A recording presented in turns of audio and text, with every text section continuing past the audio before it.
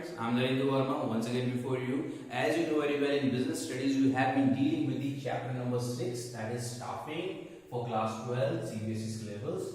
And in today's session what we are going to learn, we are going to have discussion on components of staffing, internal sources of recruitment, merits and demerits of internal sources of recruitment, and then external sources of recruitment, merits and demerits of external sources of recruitment, and at last comparison between internal and external sources of recruitment. Alright, so without wasting much time, let's start.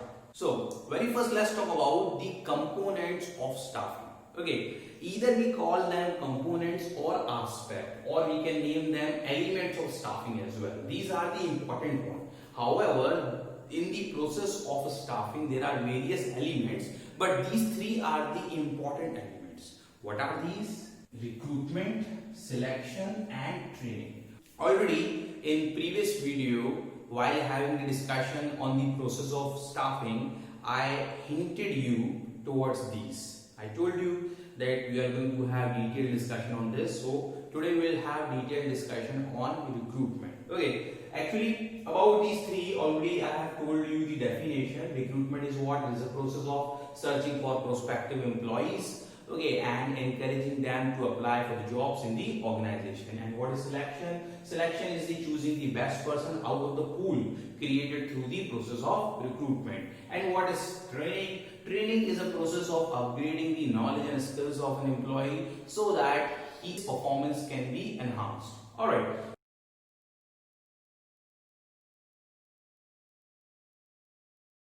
So as I told you, today we'll talk about recruitment. Fine. So let's have discussion on recruitment. Meaning, definition already I have told you. Now let's have discussion on some more points related to recruitment. Very first, you need to remember about recruitment that it is a positive process. Okay, why it is a positive process? Because it invites the application, okay, of the potential employees. Let me tell you one more thing. Again and again you will find that one term will be used here: potential employees. There is a difference between employees and potential employees. Okay, let me tell you.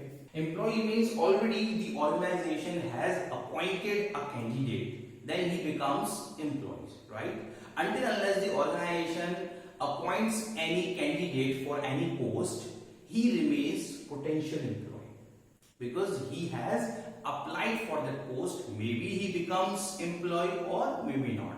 Okay, so till then he is not converted into employee. Will be better calling him potential employee. Alright, so as I told you that recruitment is the positive process.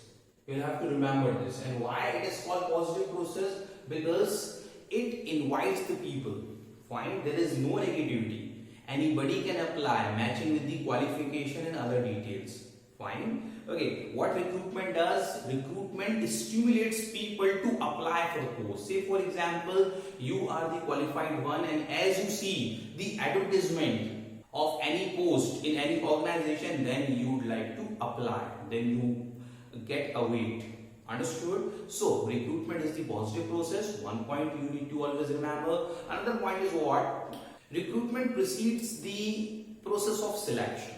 Okay, means in recruitment there is the creation of pool of qualified applicants, or we can say qualified potential employees, so that the suitable candidate can be selected. Understood? Another point related to recruitment is what? Recruitment is the way to communicate about the details of vacant position in the organization through different sources, right? Okay, for that particular sources are used in the process of recruitment. Okay, we'll be having discussion about those sources as well. So how the process of recruitment goes on? It involves very first identifying the different sources of labor supply by which the applications can be received. Okay, and then it evaluates the validity of those sources, and thereafter most suitable source is selected, and then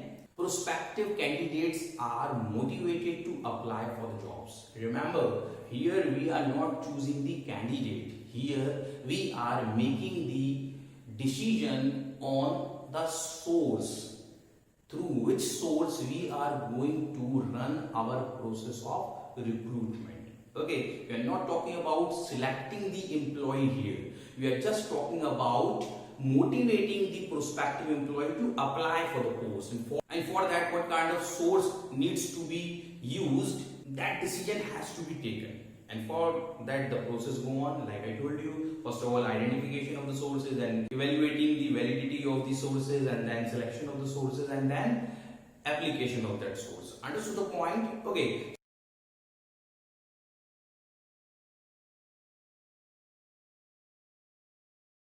So it is all about the recruitment process. Now let's talk about the sources. Okay, what sources are applied? Fine. So there are two sources in the organization for recruitment process. One internal source and another external source. Alright, I just plot a diagram so that you can understand in better way. So this is the diagram I was talking about. Sources of recruitment, there can be two sources, internal sources and external sources, right? Okay, internal there are two sources, promotion and transfer, and for external there are 9 sources in your syllabus. Direct recruitment, casual callers, advertisement, okay, employment exchange, placement agencies and management consultants, campus recruitment, recommendations of employees, labor contractors, web publishing. In today's scenario, these two sources are used most. Okay.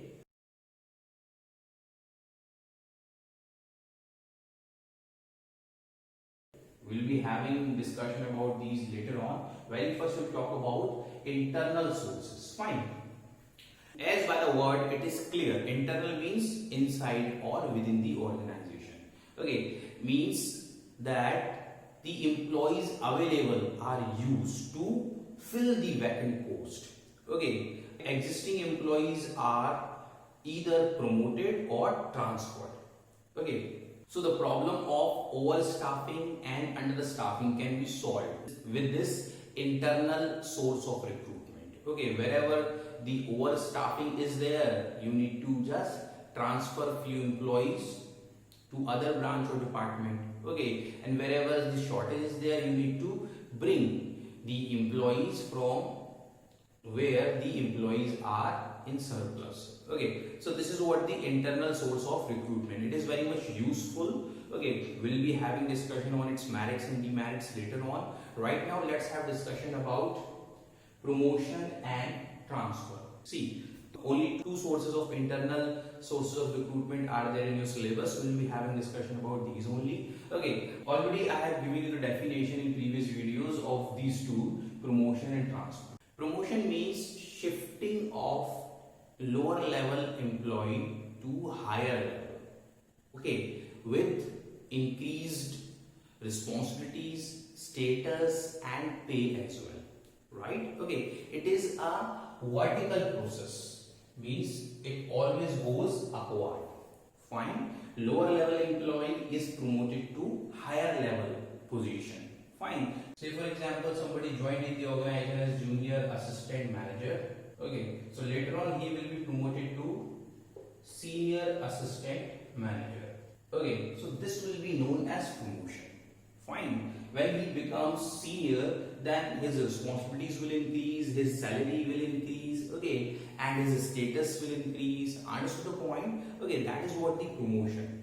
Fine. It really helps the employees to get motivated. Okay, why? Because whenever there is the promotion of lower level employee to higher level, then it also promotes the chain of promotion at lower level. Means his position will be vacant.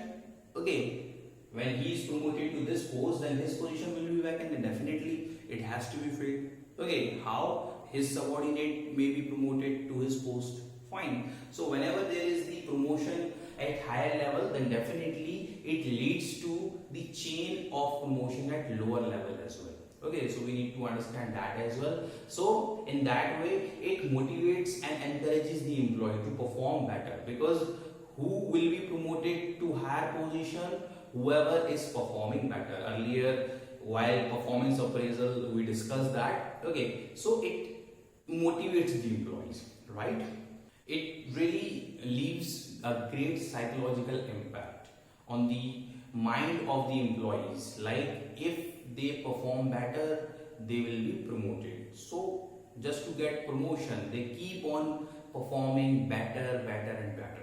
Understood? So promotion somewhere motivates and encourages the employees also to perform better. So it is the very good source of recruitment. Okay, as I told you that it is a vertical shifting. Okay, because it is forwarding the employees towards upside. Understood the point?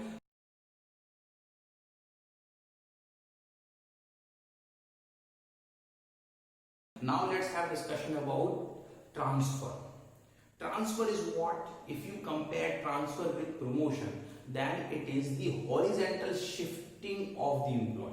Okay, one employee is shifted to another job, or one employee shifted from one department to another department, or you can say one employee shifted from one branch to another branch, one unit to another unit, one division to another division. Okay, maybe possible his responsibilities are changing, his tasks are changing, his authority is changing, but generally the salary doesn't change, right? Salary changes, the salary hikes are there in promotion. In transfer, generally the salary hikes are not there. Understood the point? Okay, and it is the horizontal one. Why? Because your job position is also not changing. Okay, if you joined as junior assistant manager, then when you are shifted to another unit, there as well you will be having the same position, right? It is not going to change. But from the organization point of view, it is also very much beneficial. Whenever there is a surplus of workforce at one department, what the organization is supposed to do, they need to transfer few employees from that particular department to another department. Okay, and the same case goes on in case of unit, division or branches. Understood the point? So from the organization point of view, it is very much necessary. Maybe possible at one unit earlier the workload was more, that's why more people were required, but right now the workload has reduced. So now it's time to shift some employees to the place where the workload is more. Okay, so in case of overstaffing and understaffing, this source of recruitment is very much helpful.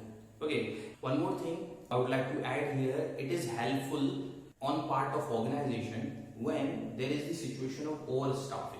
Then organization is supposed to terminate few employees. Okay, but if they apply this source of recruitment, means transfer, then they may not have to terminate their employees. Okay, what they can do, they can transfer them to the place where the workload is more, okay, where the human resource is required. Understood? So it avoids termination of employees, as well as it also sorts out the grievances and problems. Okay, if one employee is having any problem at one branch, he may be shifted to another branch. Okay, there is no problem because the organization has to get the work done smoothly. Okay, maybe possible that one person is not having very good relationship in one branch, then he is transferred to another branch. Okay, his environment will be changed and he will be performing better.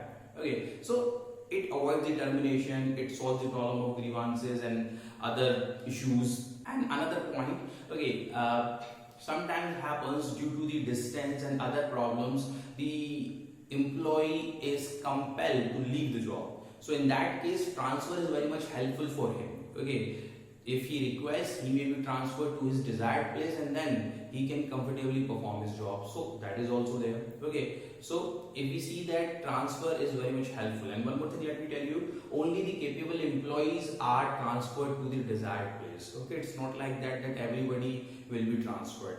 Fine, the place where the more capable person is required, definitely if we have that person at another place, so he or she will be transferred to that particular place. Okay, one more thing, if we talk about transferring one employee from one department to another department, then what happens? The employee gets opportunity to learn different tasks and different kind of operations. Okay, say for example, earlier the employee was working in the marketing department and now he has been shifted to the purchase department. So the person who has been shifted from marketing to purchase department, he will be having experience of two fields, marketing as well as purchase. Okay, so the person who is being transferred in such a manner, he is getting experience and knowledge and specialization of different jobs. So that is also very much beneficial. Sometimes the organization willingly adopt this process just to train their employees. So this is also used as a means of training the employees about the different tasks and activities of the different departments or different branches or units, divisions, etc. Understood the point?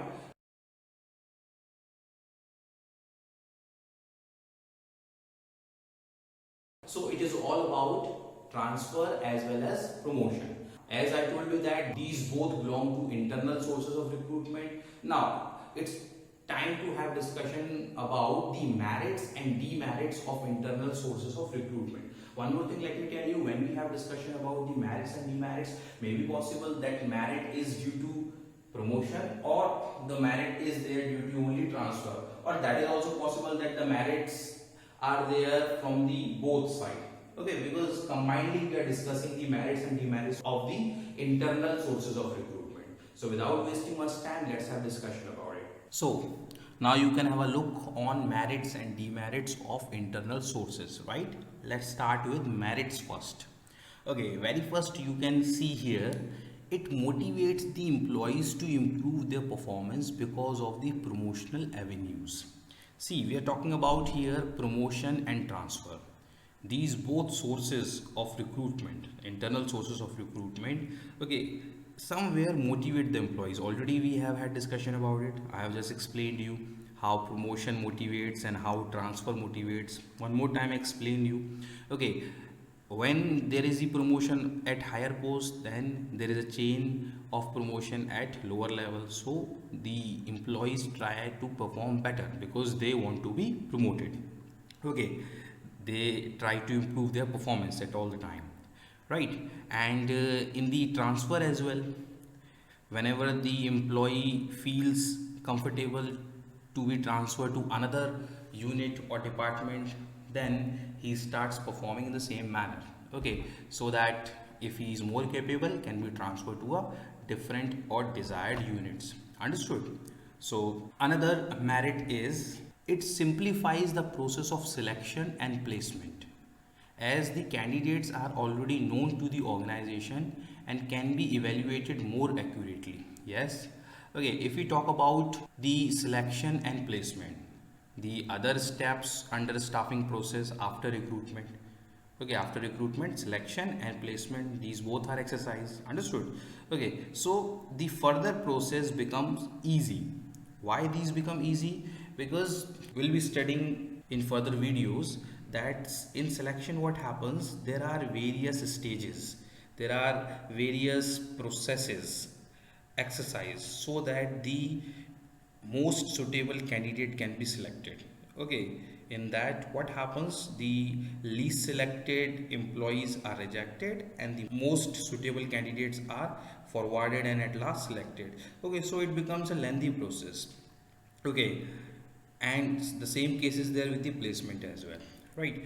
So if we use this internal source of recruitment, then there is no need to exercise all those steps and processes under selection, because already the employees are working.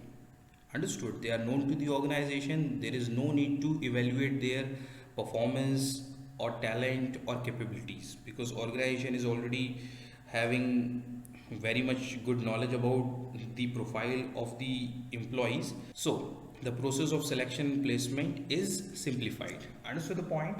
Now let's move on to the another merit. What is that? Through transfer, employees get training which prepares them for higher jobs, and there is no need for induction training. Yes, it is very much correct. How? Because in transfer what happened? Like I told you, one employee is transferred from one department to another department. I gave you the example of marketing and purchase department, right? So from marketing to purchase department, he has got the training. Okay, so like it is mentioned here, through transfer what happens, an employee gets training, okay, and then he is prepared for the higher jobs, okay. So in that case there is no need for induction training. Induction training means orientation, okay. Orientation, what happens, the new employee is introduced to the colleagues and the work, how to perform the work in that particular department, okay. So there is no need to run that induction training, understood. So this is also the advantage. Another advantage is transfer has the benefit of shifting surplus workforce to those departments where there is shortage of staff. Already we have discussed this point, because through transfer what happens, the problem of overstaffing and understaffing is solved. I already explained you, if there are more employees at one unit, then these are transferred to the unit where there is a shortage of employees, understood. So this is also beneficial. Another and last merit is this process is economical or cheaper as compared to getting candidates from external sources, okay. That you can understand better when we have discussion about the external sources, but even then I explain you what happens through external sources of recruitment. We need to arrange a lot of things, okay. Say for example, we are using advertisement source, so we have to give advertisement in print media, okay. That is going to cost us, but this transfer and promotion are not going to cost much in comparison to external sources, okay. All the external sources are more expensive than these internal sources of recruitment, understood the point. Now let's have discussion about demerits. See, as the internal sources of recruitment are very much beneficial for the organization, okay, but everything has demerits as well, okay. There are few points which somewhere shows that an organization cannot depend completely on internal source of recruitment. How? Let's have discussion on it. Okay, so the very first point under demerit is it prevents induction of fresh talents, obviously. See, if we do not recruit the fresh talent, new employees in the organization, then what happens?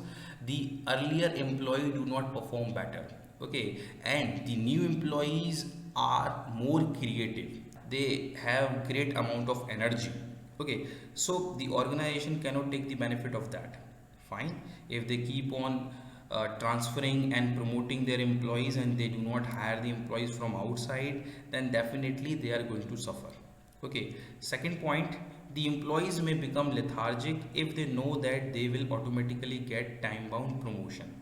That you can see in the government departments, okay. That is what the flaw, okay. The employee already knows that after a certain period, means after 4 years or 5 years, he will be promoted to the higher post, okay. Then he does not try his level best to perform better, okay, because he already knows whether he performs better or not, he will be promoted. So if there is not a kind of policy of promoting an employee on time basis or experience basis, then this demerit can be removed, okay. So this is another demerit. And one more thing I would like to add here, when an employee has a fear that if he does not perform well he will be terminated, okay, then in that case he keeps on performing better, but under transfer and promotion that fear is also gone away, okay. Now point third, a new company cannot use internal sources of recruitment. Yes, of course. Say for example, you have started your company right now, okay, so you cannot use the internal source of recruitment because you have just come into existence, you do not have any employee, you'll have to hire the employee from the outside. So it is very much genuine point, okay. Another point is added here also, no organization can fill all its vacancies from internal sources, that is also there, okay. Like I told you that if we apply the promotion source, then one person is promoted to higher post, okay. The person who has been promoted to higher post, on his post his subordinate has been promoted. So as many people have been promoted, then definitely one vacancy will be empty, okay. So that empty vacancy has to be filled from the outside, okay. So this is a point we need to understand, that the organization completely cannot depend on internal sources, they'll have to apply the external sources of recruitment as well, okay. Another point, it reduces the spirit of competition among the employees as there is no competition from the outside world. Okay, see what happens when in an organization old employees and new employees they both are working, then there is a spirit of competition. Okay, because new employees come with the new blood, new energy, and more creativity and innovation. They try to apply all this in their working and operation. Then the old employees somewhere try to compete with them. Okay, but if the organization does not hire the people from the outside, so definitely the spirit of competition will get reduced in the organization among the old employees. Okay, last point is here, frequent transfer of employees may often reduce the productivity of the organization. Yes, this is also a negative point in so many organizations, whether these are government or private one. In government mostly you will find that the employees keep on getting transfers very frequently. Okay, so if an employee is transferred very frequently, then definitely his productivity reduces. Okay, say for example, an employee is transferred to a place and he remains at that place only for a few months, 5 months around. In starting 2 or 3 months, he just learned the process of working there, okay, and the environment of working there. When he has learned to perform better there, then he is transferred to another place. Okay, so in that way, what happens? His productivity is reduced because his most of the time is wasted in getting himself accommodated as per the environment and situation, because different place, different units, different departments have different environment. Okay, so that is also the flaw here. Okay, so merits and demerits both are there, but even then I would like to put one comment here. In spite of all these demerits, we need to keep the merits also in the mind, and internal source of recruitment is very much useful for an organization. Okay, so after having discussion on the merits and demerits of internal sources of recruitment, okay, now it's time to start external sources of recruitment. All right, very first we will discuss about the meaning of it, what is that, and then we'll discuss all these sources written here. All right, so let's start.